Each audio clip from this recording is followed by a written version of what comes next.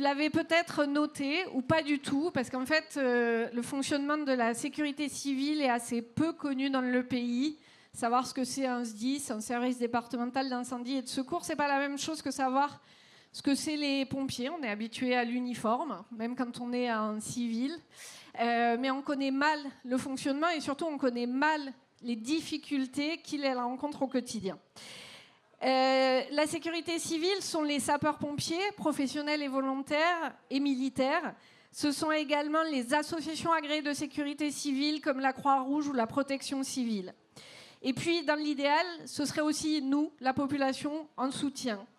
Ce sont des financements qui sont départementaux, donc c'est un peu particulier, à part pour les très gros investissements qui, ceux-là, sont du côté de l'État. Les Canadair, une partie des camions, des choses comme ça.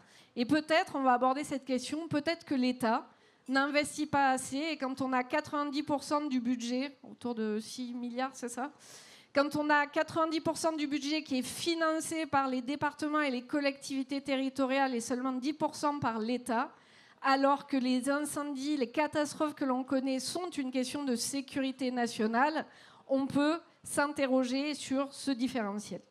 Et enfin, et je vous donne la parole tout de suite, parce que ce n'est pas moi que vous êtes venu écouter, enfin, la colère, elle n'est pas récente chez les pompiers. Ça fait au moins 20 ans qu'il y a des mobilisations dont personne ne parle. La seule dont on se souvient vraiment, c'est 2019, quand la police, les CRS ont été envoyés chargés sur les pompiers en tenue et où on a eu ces images terribles de forces de sécurité intérieure en uniforme qui gazaient et qui frappaient des pompiers en uniforme. Et cette colère, aujourd'hui, elle est tellement forte que les 9 organisations syndicales des pompiers se sont unies en intersyndicales. On sait tous, quand on fait de la politique, que l'union, c'est compliqué. Donc, se sont unis en intersyndicales pour faire porter leur voix et dire que maintenant, ça suffit. C'est un fait historique. Ce qui est historique aussi, et je vais vous demander un peu de concentration, c'est 4 pompiers décédés en 3 semaines cet été. Ce sont des pompiers qui ont vu leurs collègues professionnels, volontaires, plus de 250 être blessés, plusieurs être mis en caisson respiratoire parce que leurs poumons étaient trop abîmés. C'est entre 6 et 10 personnes qui étaient dans ces caissons. Cette réalité-là, elle est physique, elle est concrète et elle nous touche. Et parce qu'ils sont décédés pour nous protéger, je vais vous demander de faire 1 minute de silence en mémoire de ceux qui nous ont quittés cet été, qui nous ont quittés cette année et toutes les années précédentes. Merci beaucoup.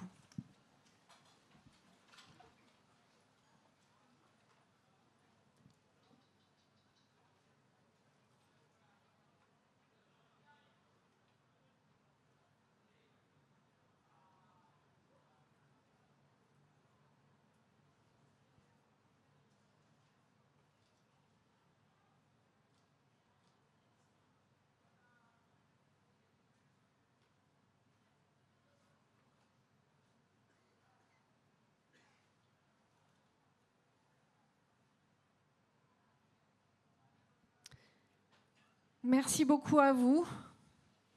Et je pense que pour toutes celles et ceux qui restent, on peut aussi les applaudir.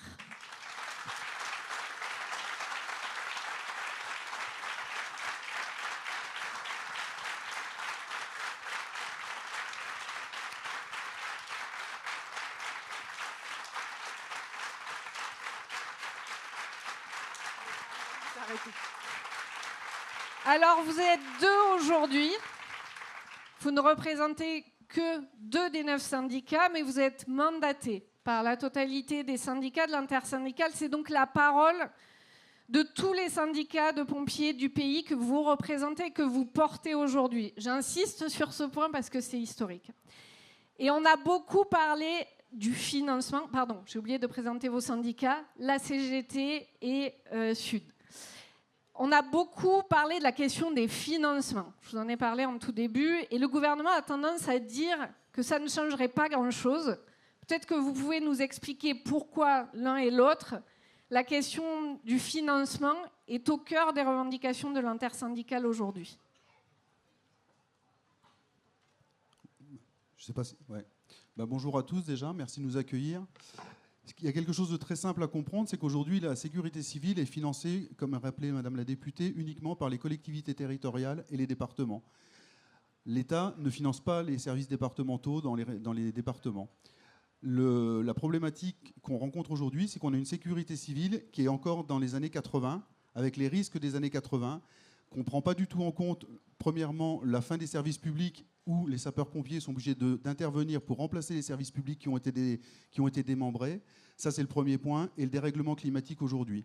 L'été que nous avons vécu aujourd'hui, on est tous en train de dire qu'il y a un réchauffement climatique, mais c'est bien plus global que ça, en fait. En début d'année, des régions étaient inondées. On n'a plus les moyens, aujourd'hui, d'intervenir en sécurité. Le risque existe chez nous, bien sûr, mais en fait, on doit se préparer. Il y a quelques années, la France était regardée par le monde entier sur sa façon de gérer les feux de forêt. C'est-à-dire que nous, les feux de forêt, pour que ça marche et qu'on n'ait pas des catastrophes qu'on a connues, excusez-moi du terme, il faut qu'on lui pète la gueule dès le départ, en fait. Donc il faut mettre un maximum de moyens. Sauf que les moyens n'ont pas suivi. On nous a retiré des camions feux de forêt, 1000 en 20 ans. Les pompiers volontaires, ils sont à bout aussi. Et les pompiers professionnels, on coûte trop cher, donc on n'en met pas. Donc le financement de l'État, parce que le financement des services départementaux, c'est un triptyque, c'est les communes, le département et l'État. Cet argent-là qui rentrera dans les services départementaux permettra de recruter du professionnel, d'avoir plus de moyens et des protections pour nos agents.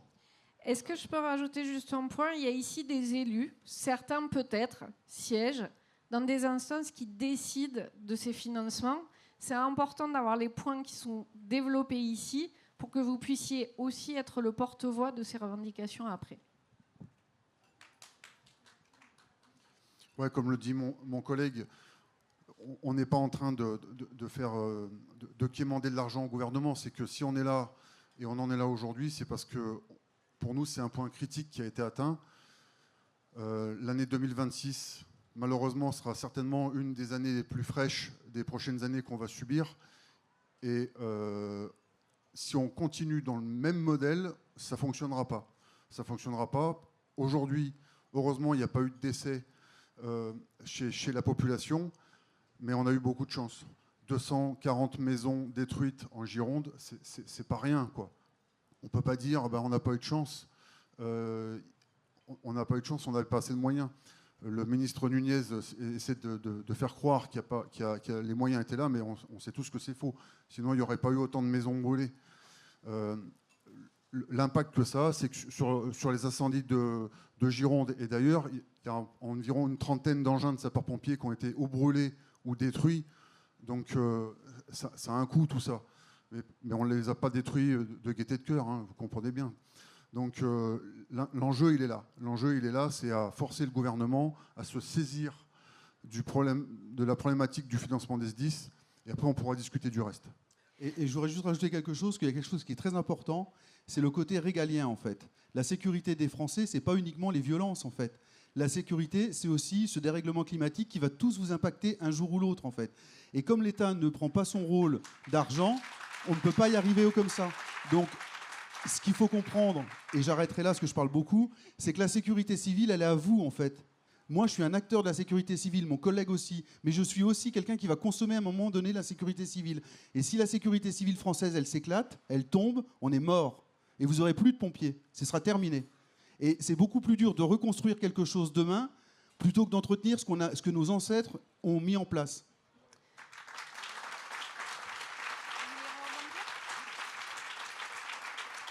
Et pour illustrer ce que vous disiez sur la Gironde, si un feu de broussailles est devenu la pire catastrophe qu'ait connue la France, c'est parce que les moyens étaient sur l'est de la France et qu'on n'avait pas les moyens matériels et humains de couvrir 2 catastrophes en même temps.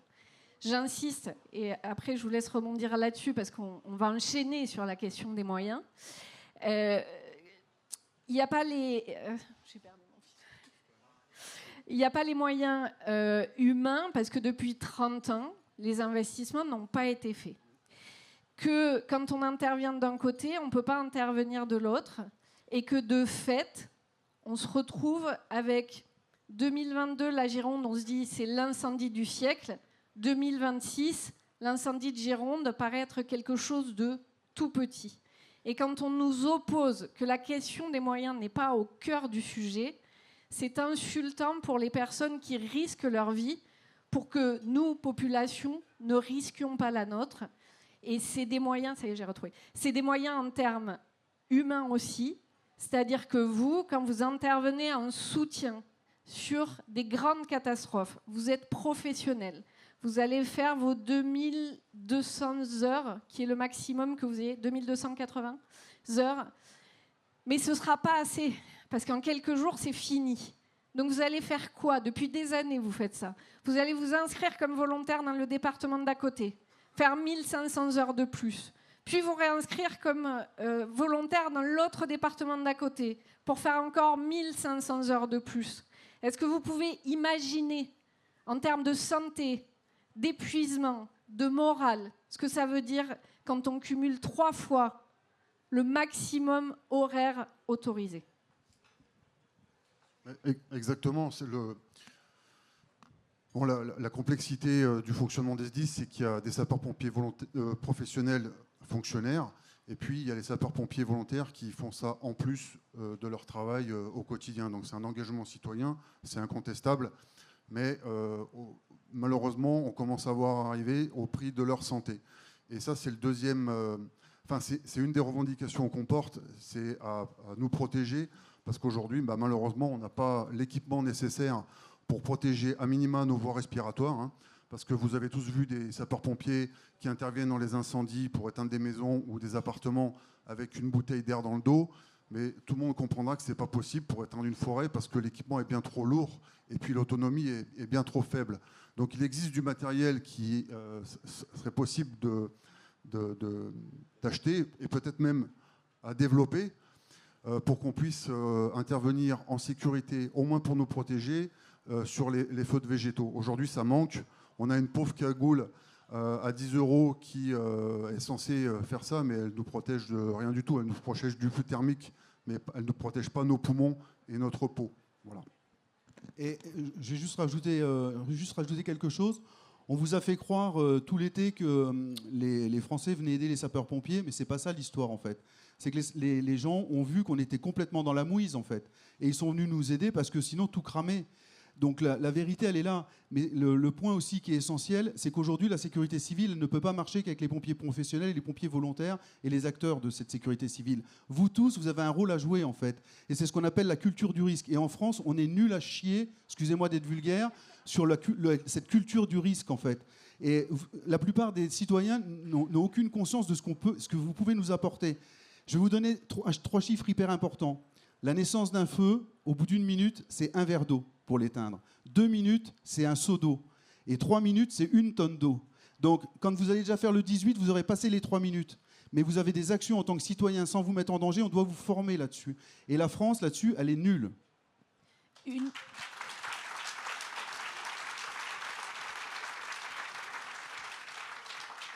tonne d'eau, pour que vous ayez en tête, c'est un hélicoptère d'intervention.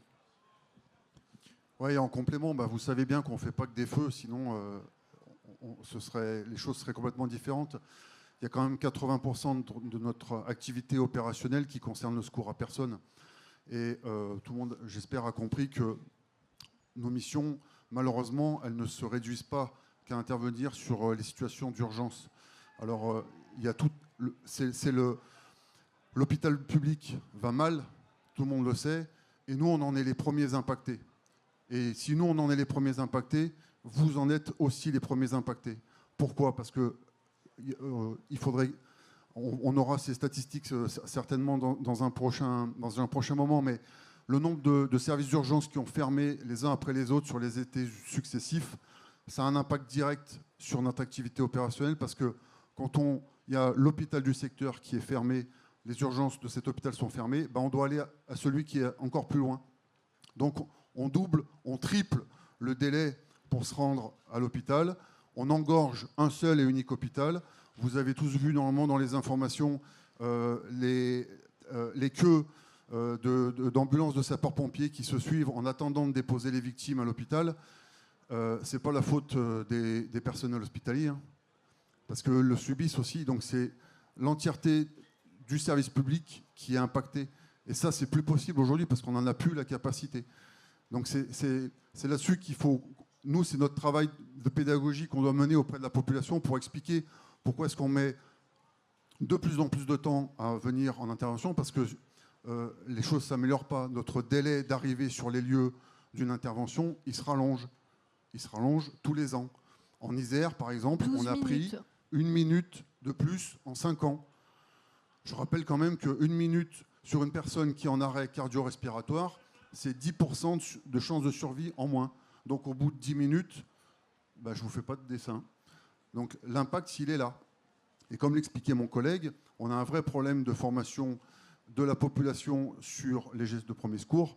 C'est-à-dire qu'on ne voit pas assez de gens faire des massages cardiaques sur des gens qui en ont besoin. Et voilà, ça c'est un problème. Et ça c'est quelque chose qu'on devrait pouvoir faire dès le collège. Un gamin de 12 ans, 13 ans, il est largement capable de faire ça. En tout cas, s'il ne fait rien, on connaît l'issue. Donc c'est là-dessus que nous, on veut sensibiliser les gens. Et je vais juste rajouter quelque chose, parce qu'on...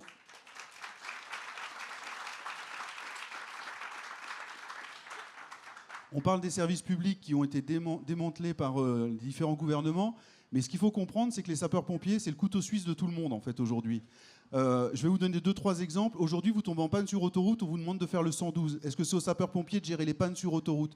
Les ascenseurs, c'est la même chose. Alors certes, on les facture, mais pas assez cher. C'est trop facile pour une entreprise privée de dire « je ne recrute pas, il y aura de toute façon les services de l'État pour le faire ». C'est des pompiers en moins que j'ai pour des missions nobles qui sont le secours à personne, l'incendie ou autre chose. Les sapeurs-pompiers aujourd'hui, ils interviennent partout, c'est pas possible. Et pour prolonger ce fil-là, on a des départements entiers qui sont des déserts médicaux. On en discutait tout à l'heure. Vous vous retrouvez à pallier, en fait, non seulement les absences d'hôpitaux, mais les absences de maternité, les absences de médecins. Ça se traduit comment? Ça se traduit qu'on envoie des sapeurs-pompiers de plus en plus loin pour intervenir chez les gens, quoi. On a... comment expliquer ça? Le recours aux sapeurs-pompiers, c'est facile parce que nous, on ne peut pas dire non. On a ce qu'on appelle un ticket de départ. C'est vous partez sur la mission. Alors, ce n'est pas les collègues qui répondent au 18 ou au 112 qui sont incriminés. C'est que notre panel de types d'intervention, il s'est élargi pour justement pallier à tous ces déficits. Quand on voit l'état de la psychiatrie aujourd'hui, c'est un désastre. Et il n'y a pas plus de gens qui ont des problèmes qu'avant. C'est juste qu'ils sont mal pris en charge. Donc c'est des gens qui sont malades, je veux dire. Et pour autant, ils finissent dans une ambulance de sapeurs-pompiers bien souvent, et ils finissent aux urgences. 2 heures après, ils sont ressortis et on ne les a pas soignés. C'est tout. Alors c'est tout à fait ça, mais cette façon de faire aujourd'hui, elle a une autre problématique pour nous. Le taux d'engagement des sapeurs-pompiers volontaires n'est plus que de 5 ans. Pourquoi? Avant, moi, quand je suis rentré en 94, les anciens, ils avaient 25, 30 ans, ils allaient au bout, en fait. Mais aujourd'hui, quand vous prenez une ambulance avec des sapeurs-pompiers volontaires ou professionnels, vous rajoutez des délais d'intervention, parce que l'hôpital de proximité n'existe plus, vous rajoutez encore plus de contraintes à ces gens-là. Et leur vie de famille, leur vie professionnelle en dépendent aussi, en fait. Et l'État a trop la facilité de cliquer sur le bouton sapeur-pompier. Et ça ne peut pas être entendable non plus. Il y a des missions qui sont sapeurs-pompiers, il y a d'autres missions qui ne sont pas sapeurs-pompiers. Aujourd'hui, on serait riche, on aurait des pompiers à tire-larigot, on pourrait faire tout ce que vous voulez. Aujourd'hui, il faut qu'on se remette sur le cœur de notre métier. Et notre cœur de métier, c'est pas ça. C'est pas de transporter une personne à l'hôpital qui est juste malade, mettez des guillemets sur le juste malade, mais on n'est pas dans le secours d'urgence en fait. Et comme les ambulanciers privés ne peuvent pas assumer tout, on prend du personnel. Mais si 2 secondes après, vous avez une intervention sapeur-pompier, on est dans la mouise. On passe nos journées à tricoter ou à faire du bricolage pour réussir à armer nos engins. C'est ça la vérité aujourd'hui. Et la vérité aujourd'hui, c'est qu'on n'est pas tous égaux dans les départements sur cette gestion du secours. Et vous, en tant que contribuable, vous avez le droit à la même sécurité. Il faut arrêter avec ces conneries-là, en fait.